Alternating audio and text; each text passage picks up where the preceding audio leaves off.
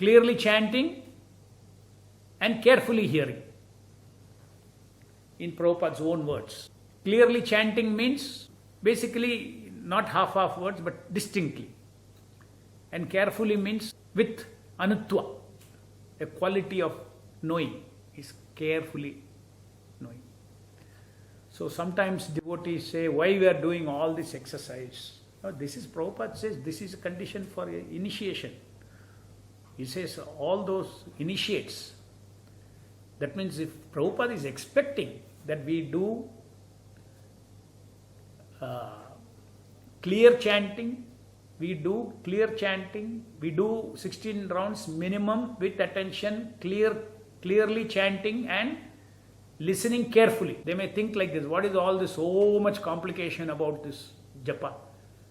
Okay, if you can do that, you don't have to hear anything, you don't have to analyze anything, nothing.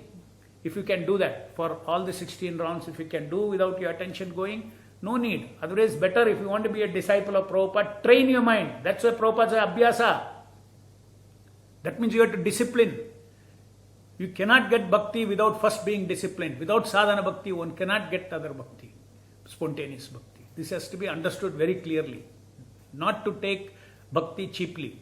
In spite of wanting to follow these commands of Prabhupada, and still one feels tired, it is mostly because you are thinking about hearing but not hearing. So thinking about hearing is different, hearing is different. Thinking, I should hear. That is one thing.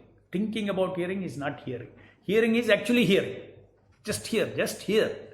Don't think about hear. Okay. That is one thing.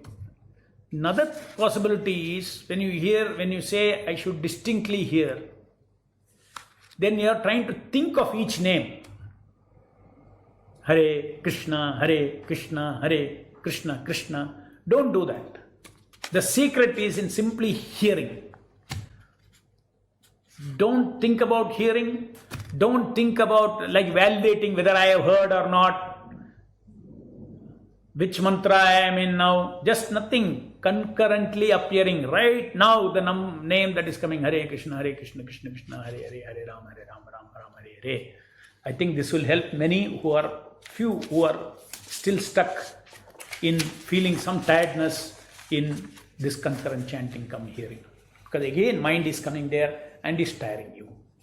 No, don't need to check. No need to validate. You simply each moment, that moment what comes, chant distinctly, chant clearly and hear carefully. Our capacity to receive the Nama Prabhu's mercy, it depends upon our level of purity, and always some level of purity is there. We receive it with attention. We receive him with attention, and then we get a little more purified, and after purification we are in a capacity, we have developed our capacity to receive more